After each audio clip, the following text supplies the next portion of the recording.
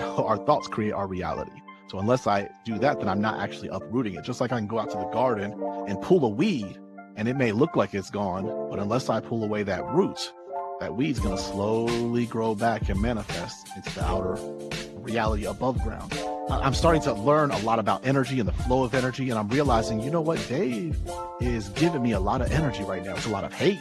I mean, he's hating on me, but it's energy. And I know that energy is neutral. And so he has it charged a certain way, but once I receive it, it becomes my energy to do with what I want.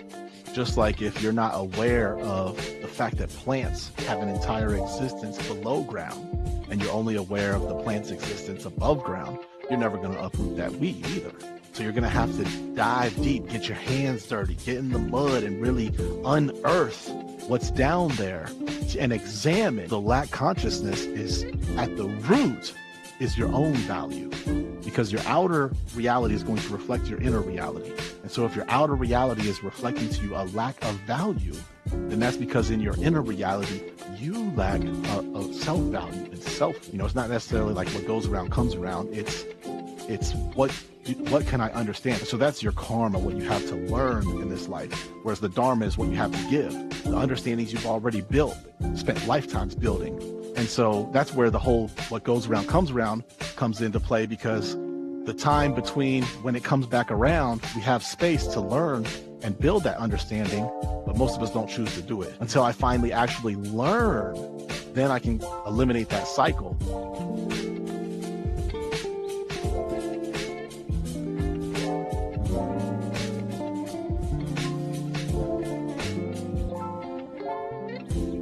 For maybe 10 years now, energy healing on others. I mean, like my family or something, I'll okay, come over here and work with it, but also because I also work with them on the mental, but mainly because, if I have some sort of physical issue going on and I remove that symptom energetically using my hand chakras, I may think that I'm healed, but unless I eliminate the roots, which is the mind, because thought is cause. Our thoughts create our reality. So unless I do that, then I'm not actually uprooting it. Just like I can go out to the garden and pull a weed, and it may look like it's gone, but unless I pull away that root, that weed's going to slowly grow back and manifest into the outer reality above ground. Just like if I don't uproot that within my mind, it's going to slowly manifest into my outer physical reality to where I can see it and perceive it through a symptom of some kind. But yes, that is what I'm talking about. But you can use it for so much more than just healing and things. Mm-hmm.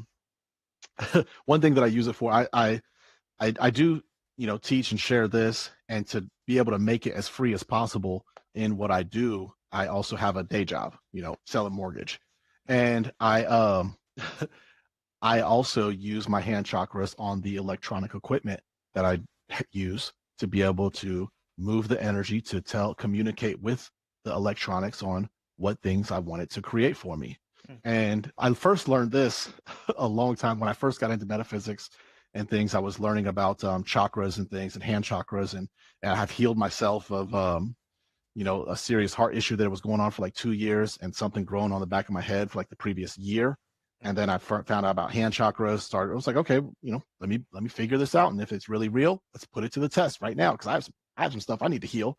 And within 30 days, both were completely gone, and haven't seen a sign of them since. And that was 11, 12 years ago. But anyways, shortly after that, I'm at a friend's house playing Madden. All my other friends are there. And the friend that I'm playing against is one who, nobody's really beating him a whole lot this version of Madden. Mm-hmm. And his best friend is standing over both of our shoulders, and he's talking a bunch of trash to me.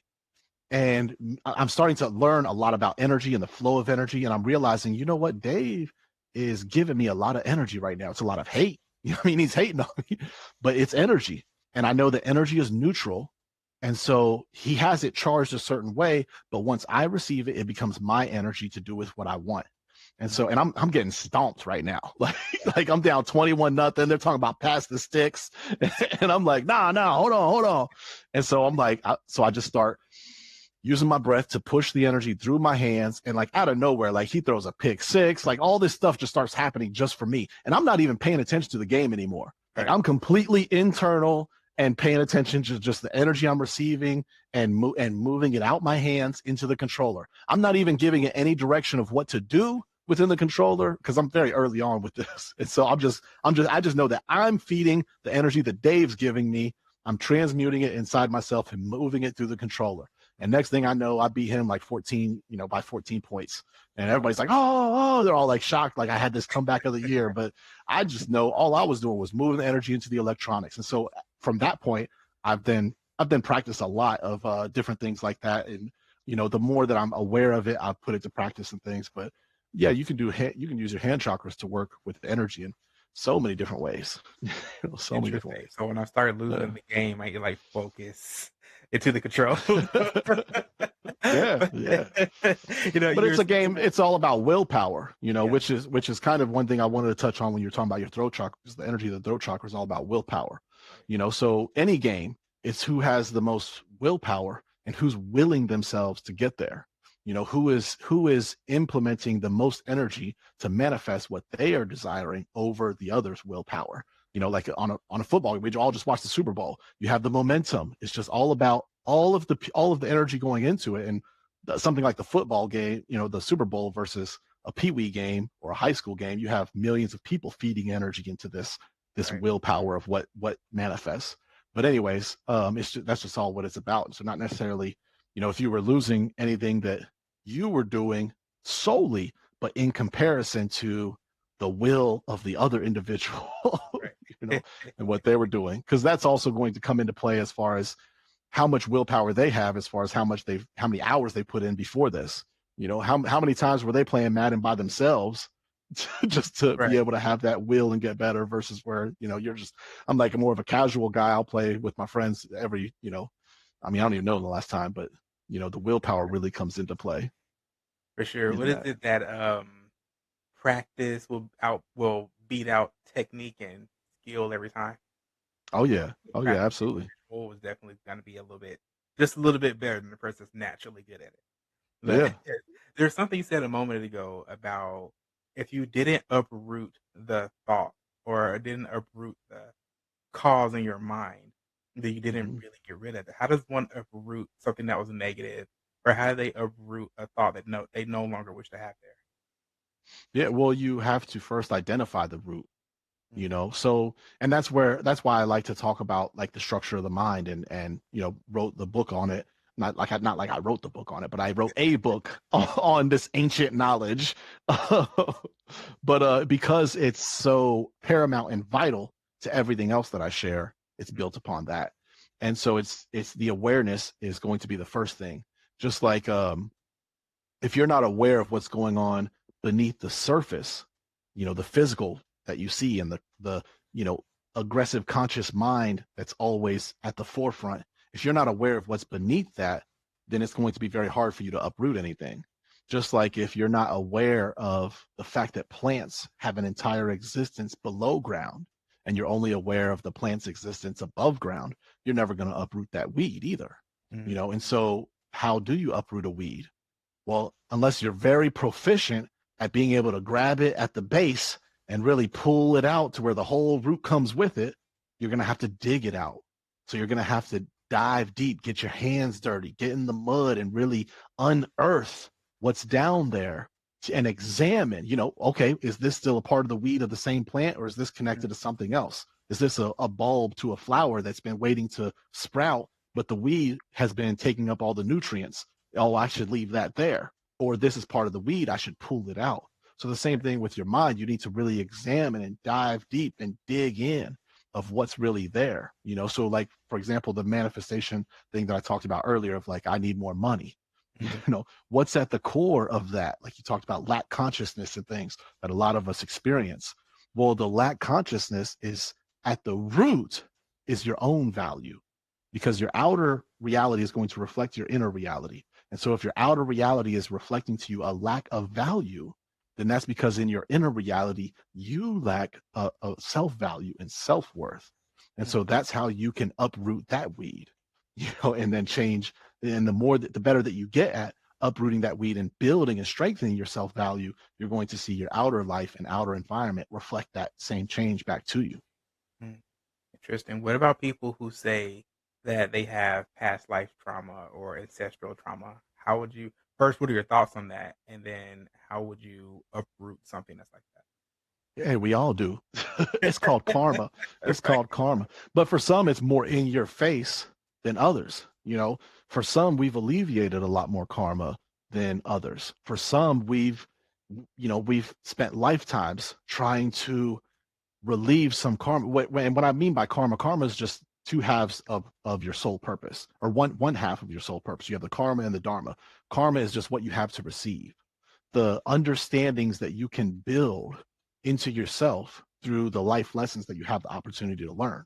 It's not necessarily like what goes around comes around. It's what can I understand? So, like, for example, if I come into this lifetime needing to understand leadership, needing to understand communication, needing to understand forgiveness, needing to understand self-love, then I'm going to cultivate for myself and design a life that provides me with the opportunity to learn what forgiveness truly means, Mm. with an opportunity to learn what self-love really means, with an opportunity to learn what leadership really means.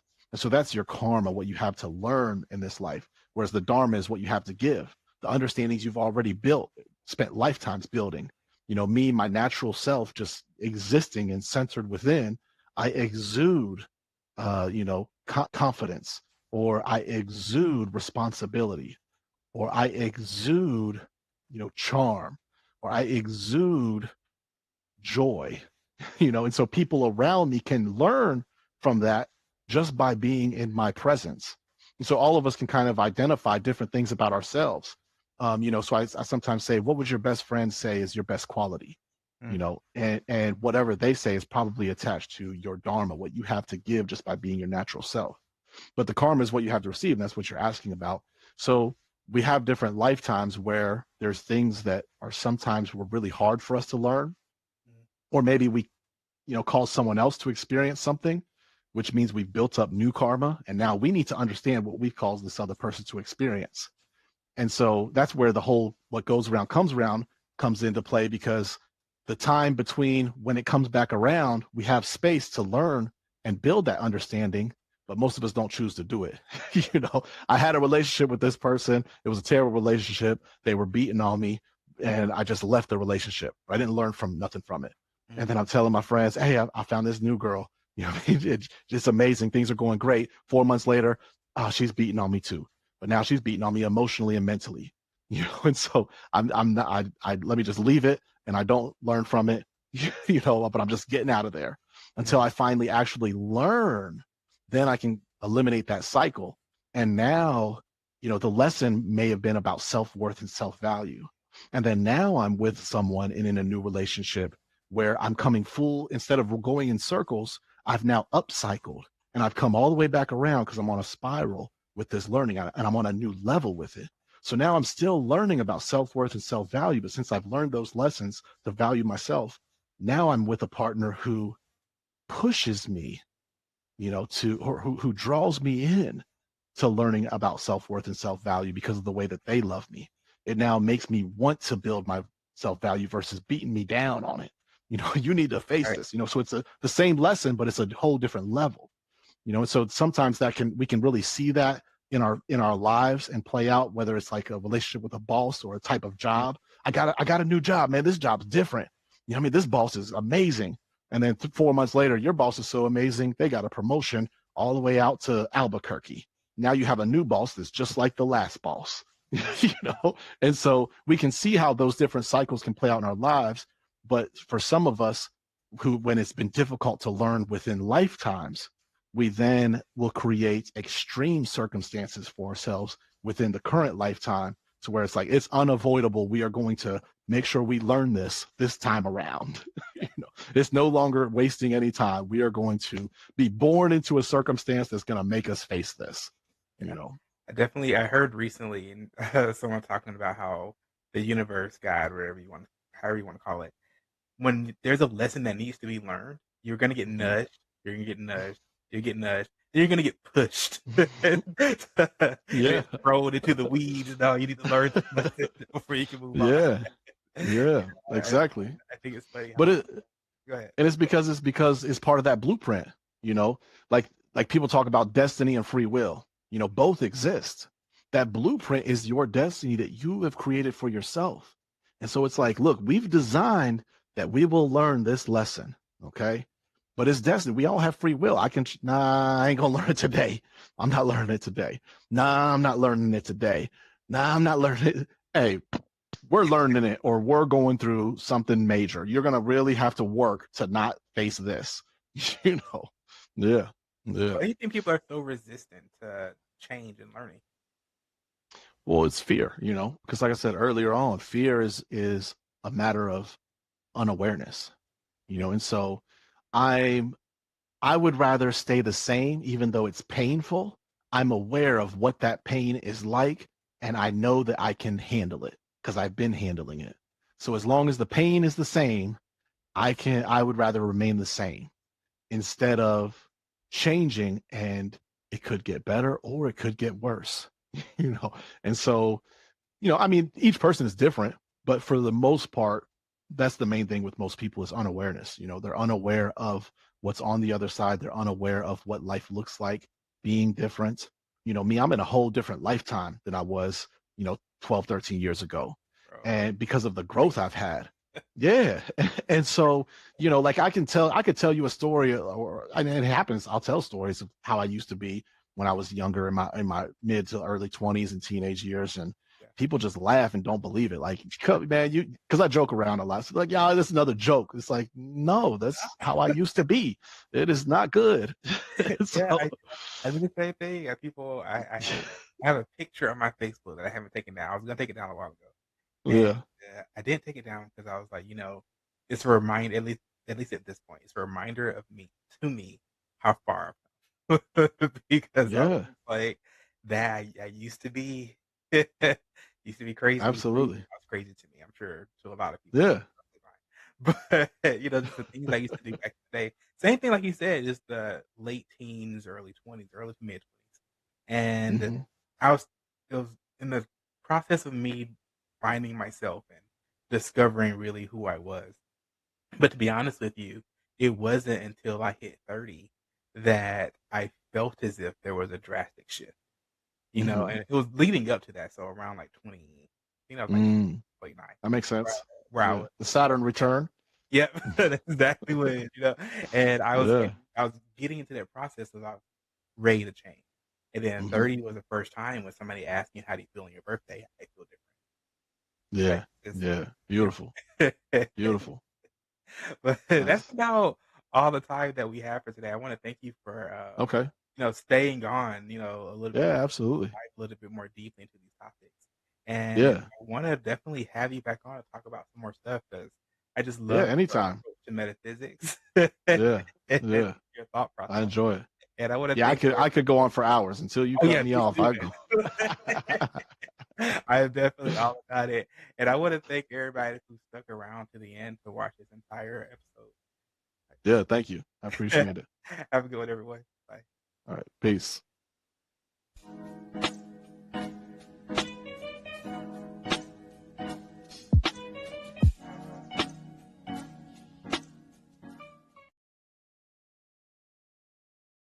On the surface, my life was on track.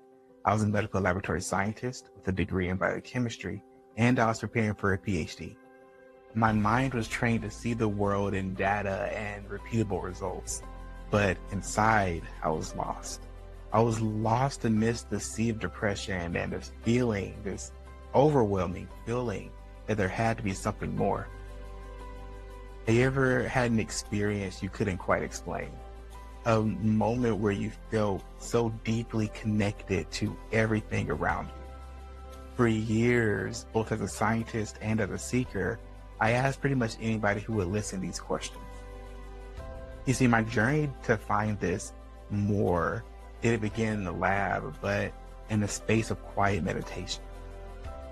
As I started to heal, I was faced with a profound choice, a voice that asked, do you want to help the world by studying the brain or by showing people how you healed your mind? I chose the latter, and I decided to call my dad. whom I often refer to as my first spiritual teacher. Years ago, he hosted these gatherings in our home for people to explore science and spirituality, and he called them Onion Soup. When I decided to create a space for these conversations, I asked my dad if I could carry on the name. He gave me his blessing, and the podcast was born. Onion Soup. The name itself is our philosophy. Life, consciousness, and the universe are all like an onion. As we peel back one layer, we find another. And just like a hearty bowl of soup, these deep conversations are meant to be comforting, nourishing, and soothing to the soul. Onion Soup is more than just a podcast. It's a space for those who are curious and those who are seekers. A place to be inspired to expand your own awareness and to soothe the soul by resonating with what your spirit already knows is true. Today, that space is growing. It's so much bigger than what I could have ever imagined. But to write this next chapter, I need your help. I'm inviting you to become a true partner in our mission. With your support through this Patreon, we can achieve 3 critical goals together. First, sustainability. To provide the resources to make Onion Soup a fully sustainable long-term project. Second, elevation. To reinvest, improving our sound and video quality. And to travel the world conducting powerful on-site interviews with our guests face-to-face. And third, expansion. To build the professional assets needed to bring our conversations to a major network, sharing this work with millions. If this message resonates with you, please look at our tiers below. For as little as $5 a month, you can get ad-free episodes and join our private community. You can become a supporter, an insider, a co-creator, or even a partner in this vision. Whatever you choose, thank you for being here and for being a part of the Onion Soup journey. Now, let's peel back these layers together.